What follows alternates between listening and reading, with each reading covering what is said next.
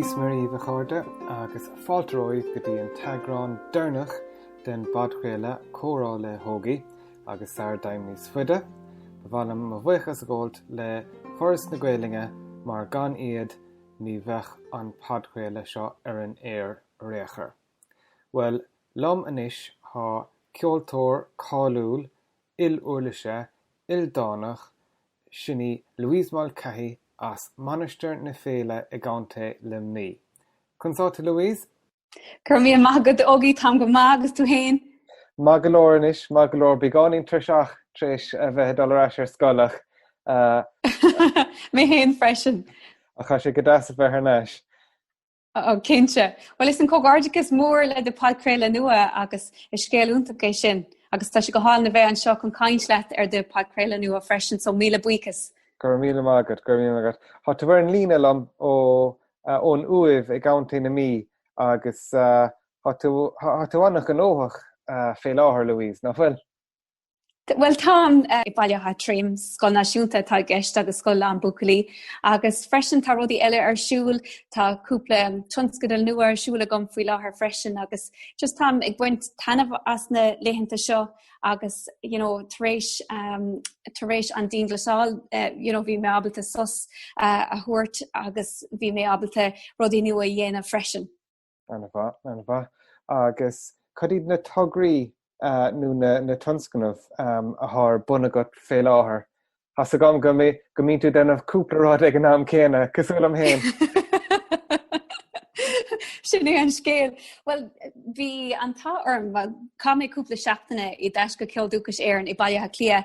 Ag déanamh stadéir agus taide ar an bailúchán speisialta Louise Mulcahy agus taréis bás Louise Mulcahy bron Jane O'Flynn an bailúchán de itme agus is bailúchán úntaach speisialta é seo agus bhí an tá-orm gur thug itme agus an stúrthóir Liam O'Connor an deistom chun an obair sinna dhéanamh sort dul tríd an bailúchán speisialta agus an rud really in áiríir sa bailúchán speisialta seo dag Louise Mulcahy áireacht do creite dúin agus ag ceann cúpla seachtainna big píosa speisialta ag teacht amach ar lína so bí ag cunnead súil amach agus le cúnamh débeidh sé ann ag cúpla seachtainna.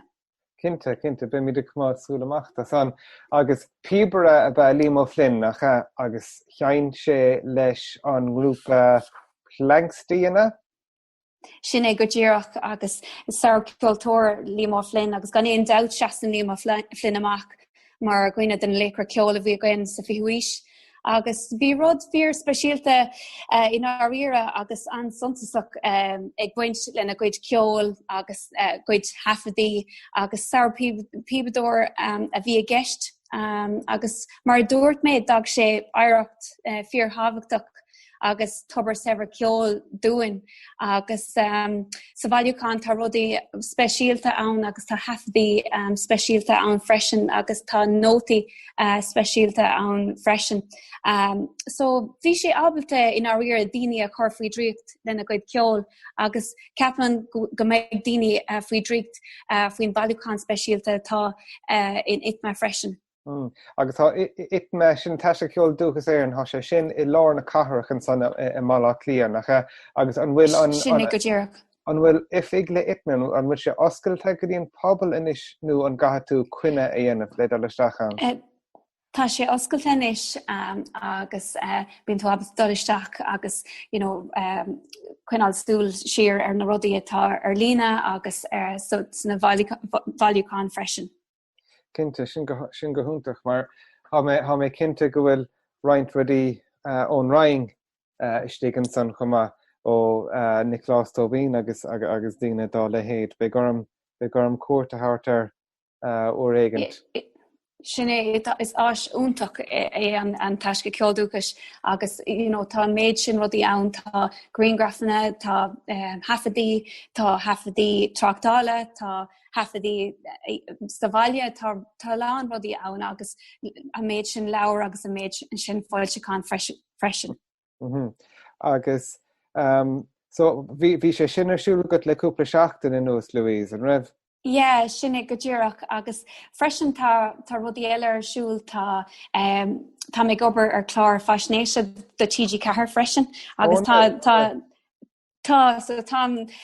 Tá ansáasta faoi sin agus mar zolda tain tá sim olmhóra go i gcósaí star agus i gcósaí star na bíbreachta freisin agus go háirithe star ag buint le manana píb. So tá orm go bhfuil an chlár faisnéise dar tedal manana bíb ag teacht sa bhbliain nua ar TG cethir agus ceapan gur is soort céim mór chun cín é sin ar an chlár seo don bíbreacht agus Beg mé mar lárathóir ar an chlár seo agus taidóir agus léarathóir cólach freisin. So tá mé ag tosú rilí scannaíochta go lua agus tá rudaí starúil so síalta ceolbhar ag buint leis an chlár freisin agus tá mé tanú ri go mór leis. So a ríis bí a grinhad súla amach sa bliain nua. Cinnte big rudéigen le ar TG cethir. Ru ag anna haimúil bíon chlár faisnéise anna haimúil ag TG cethir a gcónaí agus go háirithe chlár cheol mar sóil dat. Is cainam bhí mé ag an chiad léocht stólam a thugtú ar mná na bíb ag Scoil Saoire Willie Clancy agus caitha mé rá go raibh bíon slú a féh riocht ag an méad a bhíle rá agus a bhíle taispáinte go dán agus caigur tros anna haimúil agus anna bhathúchánach dat is tócha a bheith ag féchantar mná ar bhaná siar sa star a bhí ag seint na bíbíanaan. Céimse. Well, Tám lán amachán ag caint faoi agus is cuiinlumm an léig sin Scoil Saoire Willie Clancy cúpla bliana hin agus bhí sort thurs anspéisialta ar siúla gom ó hibh an mná na bíbreachta agus tá lán taide a dhéanamh gom faoi sin agus tar éis an léig sin freisin agus I suppose an rud a bhí mé géirí ná an mlína chuir le chéile faoi na maná a bhí senam na píbíalan sa níomhísteag agus sa fihuaís agus ceapan héan gur go bhfuil sé tábhachtach do bhaná agus tábhachtach don píbreacht agus tábhachtach don tradiisiún an scéile chuir le chéile faoi na maná sin agus faoi na maná a bhí senam ag an am sin agus tá lán rudaí ag buint leis an scéal tá rudaí macánach ag buint leis an scéal tá rudaí tá feibanna sóisialta ag buint leis an scéal tá rudaí ag buint le achna sóisialta agus tá scéal ag buint leis na maná freisin faoi maná agus an clán agus bhí ar na maná rá a dhéanamh idir an ceol agus an clán freisin freisin agus tá an méid sin ólais tar éis bailú gom agus is thurs anspéisialta é seo agus tá ag tunú go mór leis an chlár faisnéise agus é sin ag teachtamach sa bhbliain nua. Agus be mí go léir suúris agus ní chur mé níos mú ceistan ort míáil inis mar ní heastíanam go mé géon spoilers an agus dtína féchandar ach mollam go mór aon duine a gaiisteach leis an bad chéile seo súla chumád amach de san mar tá sé tráthúil sa láthneamh an chumá ó thaobh glúiseach na manda agus an áit is tócha a tháid caníní agus maná in san sochaí fé láthair. Ach tá míad stópmid níl míad take amach as géir chéim COVID-19 is tócha hamíad imethe tríd an chéad chéim den géir chéim tócha tréis an ruchan díon glasáil agus gachard mar sin. Conna sa dhearrig leit a ruch na díon glasála mar chuine crothaach agus mar cheoltóir. Well, I suppose cosúil lena lá díine eile bhain so ceart leis an scéal COVID-19 agus ag tús mí Marta bhí mé tar éis teach do bhaile an Canada agus bhí tinól Chris Langan ar siúil i Toronto agus bhí tar seachtainna úntaach a gom agus tá cuioine úntaach a gom ag buint leis an tar seachtainna seo ach níor ceap mé riomh go darlóg an díon glasáil agus gurbééis sin an ceolcom dearnach I suppose ar feig tamil agus ach heh bháin bhí sé bronnach nach raibh mé ábalta ceola casa le Michelle agus dad agus má bháthair éáil agus dul go dtí na féilte agus taistilí dhéanamh ach bhí mé ábalta dul I dahí ar na cúntí thug mé sos beag agus bhí mé ábalta obair ar tonscail nua mar dúirt mé cosúla níos má taide dhéanamh ar mná bíb agus níos má taide a dhéanamh ar límá flin agus níos má taide dhéanamh ar an ceol agus an tradiisiún go thomláin. Agus hafad mé cúpla fís an de Facebook bio agus Instagram bio agus bhí colúdar únta go gom leis na daoine ar an ardán sin Facebook bio agus Instagram bio agus bhí mé ábalta ceol a casa I má chéistín ar má thuamhnas agus bhí am gom tonscail nua a orbert agus mar sin beag rudaí nua ag teacht tríd an ghéara agus go lua sa bhliain nua freisin. Agus bhí rudaí eile ar siúil bhí na pibrialan ag déanamh sár obair maidir le srean nua agus tá sé sin fós ar fáil ar lína ar lehanach Facebook na pibrialan agus hafad mé fís an beag mar fort an sra sin. Agus bhí mé tanmh as an sos agus bhí mé tanmh as an breise bhí gom chun ceola dhéanamh sa bhaile ach mar dúirt mé bhí sé bhronnach nach raibh mé ábalta dul bhaile agus an ceola casa le Michelle agus dad freisin ach bhí beag mé tanú go mór le bheith arás ag sinnam ceola dad agus Michelle. Agus bhí sé de carta go marrán ar hosnig mé an padchéile seo gur go mín tú a seint le dhéar fuór Michelle agus háhanna gomsa ar Michelle chumá. Ó tá hanna maithe go tar Michelle. agus bhí Nick agus bhí an trúragah hon dam siúlta ag an trúragah le blianta Shine Temple down agus nu vor mam Celia ag Carrington rud ar fad le chéile.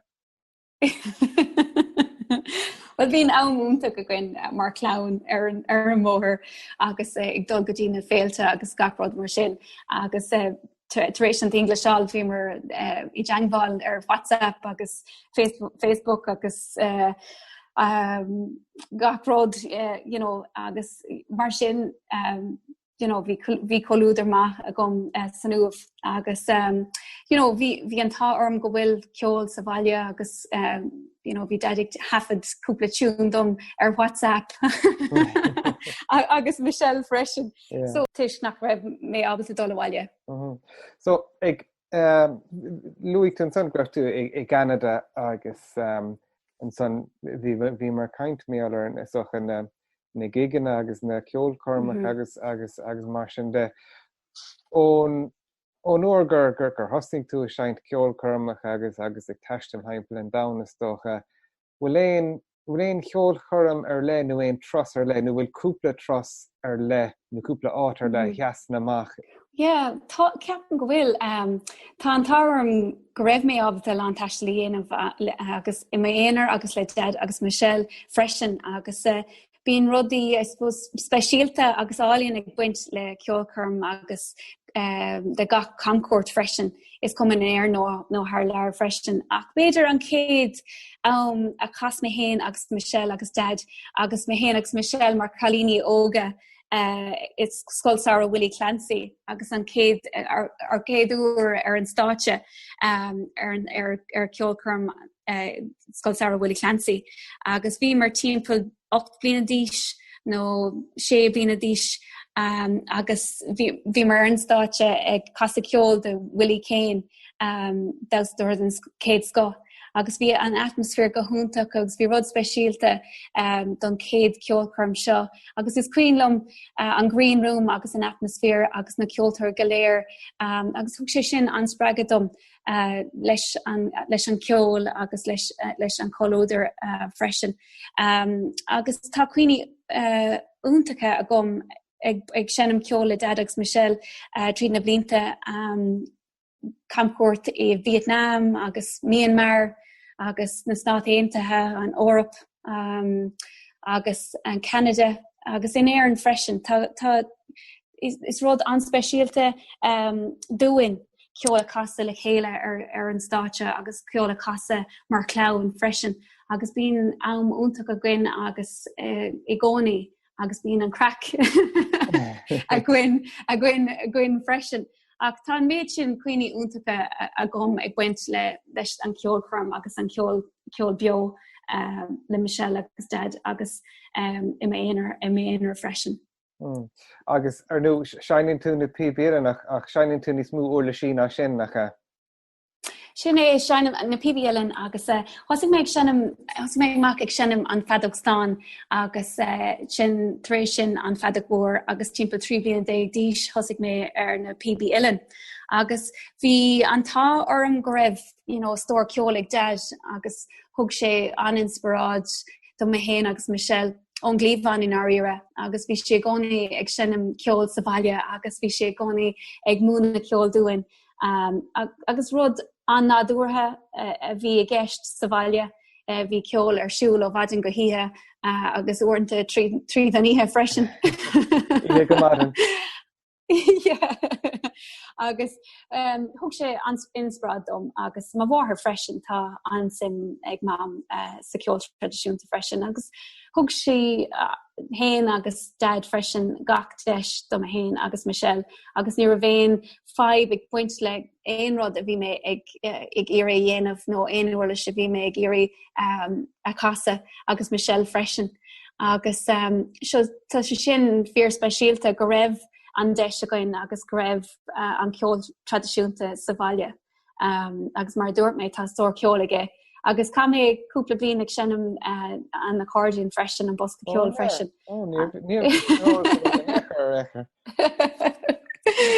Sin é ach an Fadogstán an Fadogmór agus na PBL sin nuair si atá ag sinnim faoi láthair. Agus an bhfuil tún ath irin dus na PB nó a bhallart bhfuil túns irin don Fadogstán nó an ceist amadach é sin. Níl ar aon chur bíon tún álinn ag buint leis an Fadogstán agus an Fadogmór agus tá sort repertoire eile ar na PBL ach dom héin is malum sort to mix it up so better piece nua casa ar na PBL agus piece nua casa ar an Fadogmór nó an Fadogstán freisin agus tríd na blinta bhí mé ag fálam an méid sin ceol ó gachéh beidir ceol an chlár nó beidir ceol óna dúirt nó ceol ón Fadogmór nó Fadogstán freisin agus bhí an méid sin ceirníní ar siúil sa bhaile Seamus Ennis, Willie Clancy, Matt Malloy, agus lean an lista raig. So ceol ón Airclan freisin agus ceol Tráchtála agus bhí stór ceol mar dúirt mé ag dad so bhí antá orm go raibh sin sa bhaile. Agus os rud ag go roiint ceoltóirí luúte got an son cé héad na léchra ceol mór a bheith got agus cadéim so in chéad ceiste socha céad na léchra a hágat. Well Dad gan éon dagat mar tá stílálinn fear speisialta aige agus tuigeann sé gach na rudaí tá tábhachtach sa ceol agus thug sé aninspirad do a héin agus Michelle ó bhí mar anóg ar fad agus mar dúirt mé thug sé gach deis dúin sa bhaile freisin. Tá tuiscint úntach ag dad ag buint le star an ceol agus tá grá mór an ceol aige agus tá léirgas úntach aige sa tradiisiún freisin agus tá roiint tún nua Comhrá aige freisin agus tá sé sin thug sé sin an inspirádum tugann sé an inspirádum gachlá madidir leis an ceol agus madidir leis grá an ceol atá aige. Ach tá an méid sin ceoltóirí ann chuid mé go dtí ran na ceol máisteacht in na PBL san ócadaí i baile a lia agus bhí le héadí Liam Flynn, bhí le héadí Mick O'Brien, bhí le héadí Andy Conroy, agus leanil an list raig bhí cream of the crop mar deartha ag déanamh na rangan na ceol ina pibréalan agus thug sé sin an inspirad dom freisin agus chuid mé go dtí an méid sin scon na saoirí agus an méid sin rangan na ceol agus an méid sin léachtaine agus thug sé sin an inspirad dom freisin agus anspraige. Ach bíon mé gcónaí ag géisteach le ceol agus le gachsóir ceol agus bíon an méid sin de Louise Mulcahy ar siúil i mo char freisin. So ag fála an tamar fad, I suppose. Sin gohúntaach. Agus reinfá album tafada, well, album tafada go tain agus album tafada leis an glán nach bhfuil sin é, tríú ceir album le chéile mar chlán nach bhfuil. Ceir album mar clown an céad album le ceapam agus tar sin trí album a se amach again agus album maon ar freisin agus tá cúpla track a hafa a gom ar album atá se amach ag na pibréalan freisin a New Dawn agus beag mé ag dul isteach go dtí an studio chun ceola hafad le beidir I ré an gíire níl is go mandáta go ddíireach ach beag sé sin ag teachtamach sa gábhíon fé freisin. So fé gábhíon fé héin mí desúla sin. Agus socha an bheitfa ábalta beidir go banúsach I suppose sin a tart hart tríd an próséis a ha ann. Well, is even lo an próséis in our era agus do me hen agus Michelle agus dad tá an star an ceol an táhachtach agus na nótaí I gceart faoi gach tún atá ar an track nó ar an album. So bíon an méid sin taide a dhéanamh againn madidir le seo agus bíon an ceol cótáhachtach dún freisin, so ceol lán le ceapan go bhfuil se sin fíorthábhachtach dún ceol lán le crí agus an taide agus na nótaí I gceart madidir leis an album. So beidir dulisteach go dtí studio ar feadh seachtain nó ar feadh cúpla lá agus na track na hafad agus an sin an gachród a chur le chéile agus an sin an gachród a chur le chéile agus ag éisteach arás agus ag éisteach siar leis an ceol agus na tracna fioch amach freisin. So dúir a gaiisteach leat an son mar scríóir mé héin an próséis céine rilí hágeist nach cha mar dá mbeidh sé tasnúch an leabhar scríomh beidir nuas míanamh leabhar scríomh bheith orm beidir beagáiní taide dhéana ar dúis agus an son an próséis a héin ach nuair bhín an talbam an tafada got nu an chéadréocht scrite bíon ortal siar agus I léamh nó éisteach leis agus PC beaga ahrú an sás an súd so tá siad mar an ggéine I gcuiteanna sochan nach bhfuil. Ceapam éon tíim leat tá sé mar an ggéine agus tá an próséis an simúil ar fad go bhfuil siad ceann céine leis an scríbhneoirt agus an ceol freisin agus bíon cóisiir ar siúil nuair a bhí gafród críicne agus le faoi lán seoil freisin. A rap party mar dogann siad ar. Sin é hÓgie. Tá PB anna speisialta feite go nach bhfuil?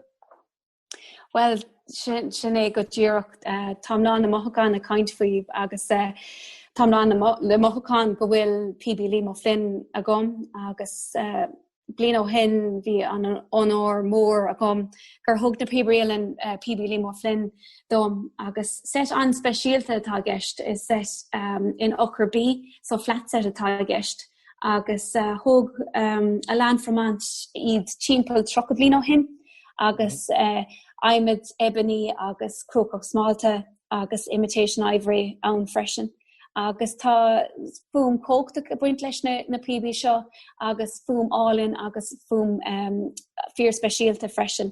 Agus na set atá ag caint bhí na hafad límo Flynn ar an set seo ar The Poet and the Piper le Seamus Heaney agus tá si just fear allin agus fear speisialta agus mar dúirt mé fum cóchtach agus steis ionach speisialta sin go bhfuil na PB a gom agus tá chuní de casain an orda líam agus le meas mór límo Flynn freisin. Agus na PB ilen iad hain do chuine nach seinen na PB ilen ag féchan sé cosú le próséis anna compléisach agus próséis anna jacker. Yeah, ceapan daoine gur uirlis Jackar iad gan doubt na PB ilen ach má tú ábalta iad áil físa tá siad níos éasca agus níos éasca hiiscin freisin. So ar an céad tíos an mála lethar an seamsúir de chanter an seamsúir agus na bulig áil agus beidir am a cahabh ag casa agus ag cleachta ar an rud seo iad asach. Agus taréis sin bíonn tú ábalta na dordáin áil na dordáin na drones agus tá 3 dordáin I gceist an tenor dordáin, an baritone dordáin agus an bass dordáin. Agus tá switch beag agus bíonn tú ábalta iad a chur siúla seo. Agus cadú am tá si go mar bhíon am ag duine leis na dordáin agus an seamsúir agus an mála lethar agus an na builig freisin.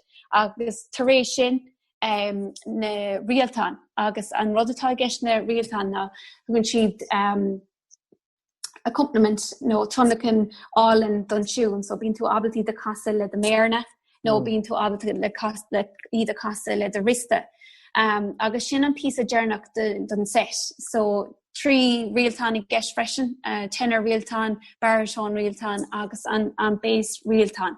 Agus tá si táhachtach hiiscin go bhfuil tú ábalta iad áil físa ar físa. Tá si níos éasca hiiscint agus níos éasca a álam mar sin.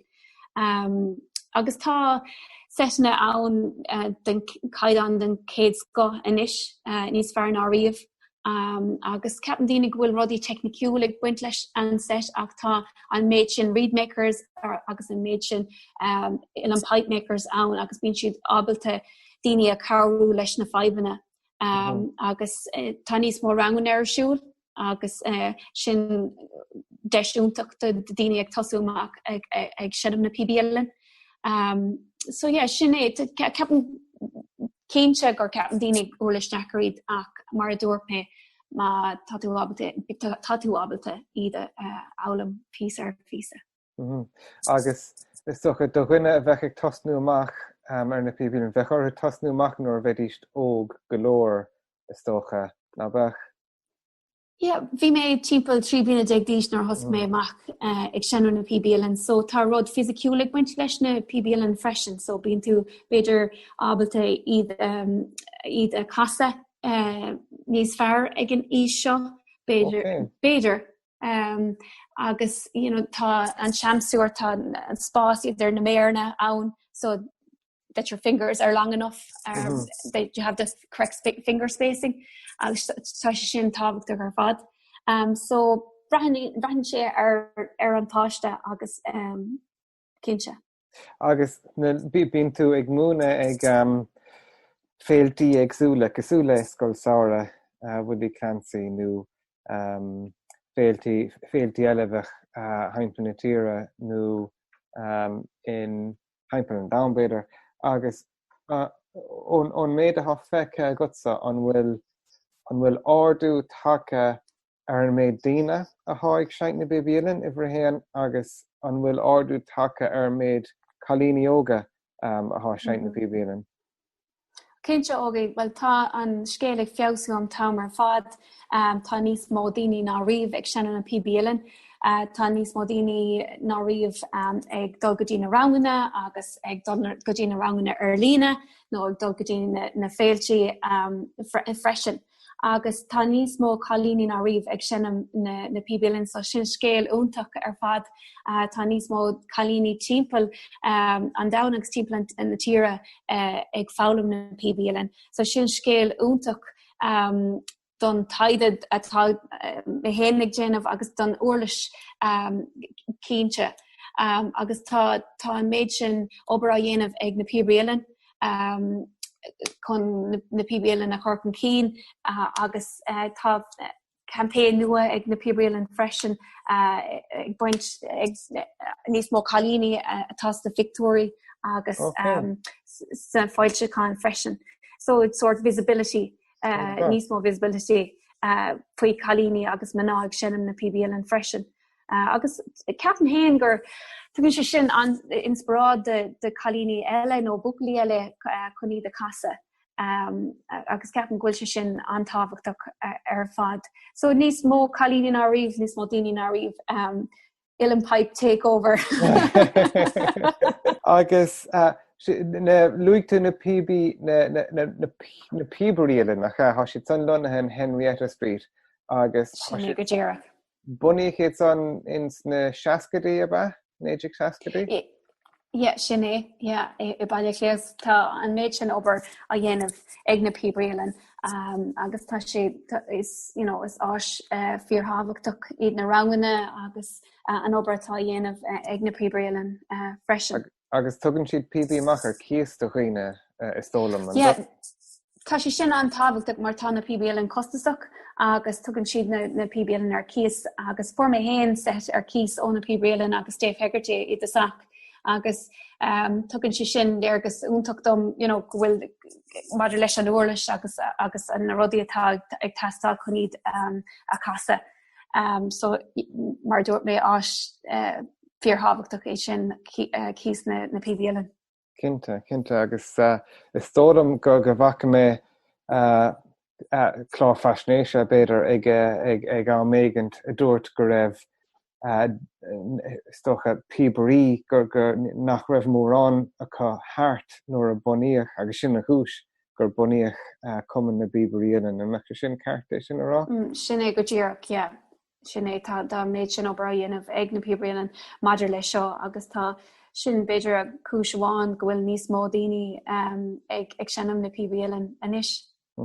Agus ar nó bhí há tradiisiún na pibréalan in éiring agus há tradiisiún na PB in Alban chomá agus há PB bhfuil PB in sa Bhritán bhfuil PB de dácútréanacha in Brittany in San Frank. Tá agus bhí tá cuioine úntacha gom ag sinnam ceol le pibdóir ón rank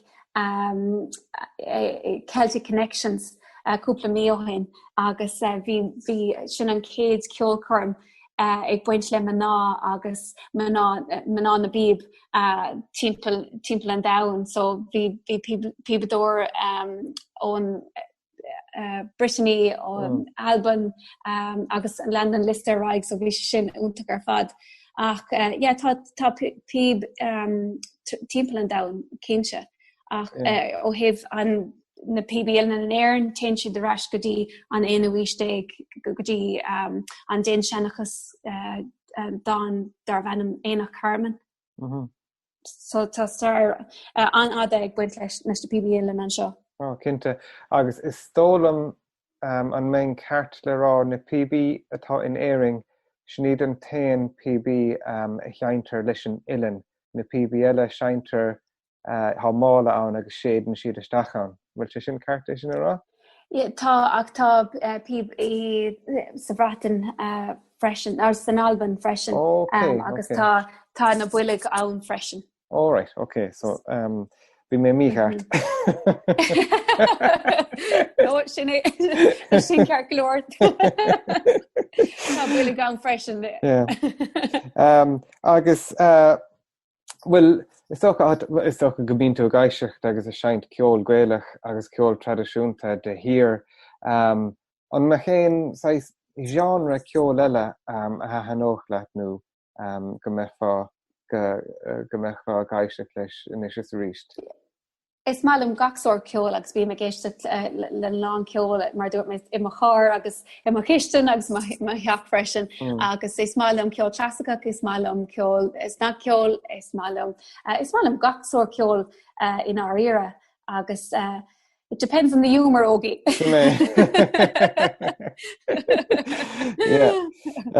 Dá me fá dá amach san ihe bhéidir. Sin é le cúnamh dé. Agus is ó go dtíoch sa críochnóméid suas an son. Luigh tú planú hód a hágat don tauchaí an son há chlár big chlár fashinéise ar TG Cahar in sa bhliain nuan á big agus betú do a seach sa studio sa bhliain nua chumá agus bhfuil léire eile ar a reinting agat ar bhaile dhéana amachchan sa tauchaí. Tá cúpla rudaí a gom bhhaile a dhéanamh, so beidir níos má taide dhéanamh ar ábhar eile tá rudaí ar i mo sin chun taide dhéanamh ar agus tá mbeidh tú go mór le sin, so níos má ólas ag teacht go luath agus tá níos má hafad a dhéanamh freisin sa studio. Agus tá cúpla tunscadal eile ag baint leis an telefís arsúla gom freisin. Agus bhí tú denna Instagram live I ruch an tréimhse déan glasála bhfuil se an méid níos mó Instagram lives de feiscin go bring? Big cínse cúpla níos mó Instagram live arsúla gom, so beidir ré an gíre a rénos. Agus má hadína gír tachtart ar Instagram Louise Mulcahy an tanna Louise Mulcahy sinné Louise Mulcahy Music agus Louise Mulcahy ar Facebook freisin. Right, agus so féidir le tachtart ag éon ceannacha son chun sinné go dtíreach na updates a gáilt ar cad a thásúlagat. Sinné. Gohúntaach. Well, gur míle mágat as ámach a habling an son Louise. San gur míle maithagad hÓgie fan sa bháilta agus gach éine tagéisteach tam le cúnamh dé beag léanta lán na ceol bheo agus spríogain go luath. So gur míle maithagad hÓgie agus go nairí leat ile de podcréile freisin. Gur míle maithagad Louise. So mar dúirt mé seo an podcréile dernach a cháirde. Seans go méid an daras ra ó réigint ach gur míle maithagad as an aisteacht a thug sibh don badchéile agus go mórmhór gur míl bhhailm a bhéchas a ggóid le foras na Gaeilge mar gan foras na Gaeilge ní tharlóch an padchéile seo in éachar. So go dtíon chéadúir eile go mbeidh míad a caint a chairde gur míle maithagad agus slán go fód.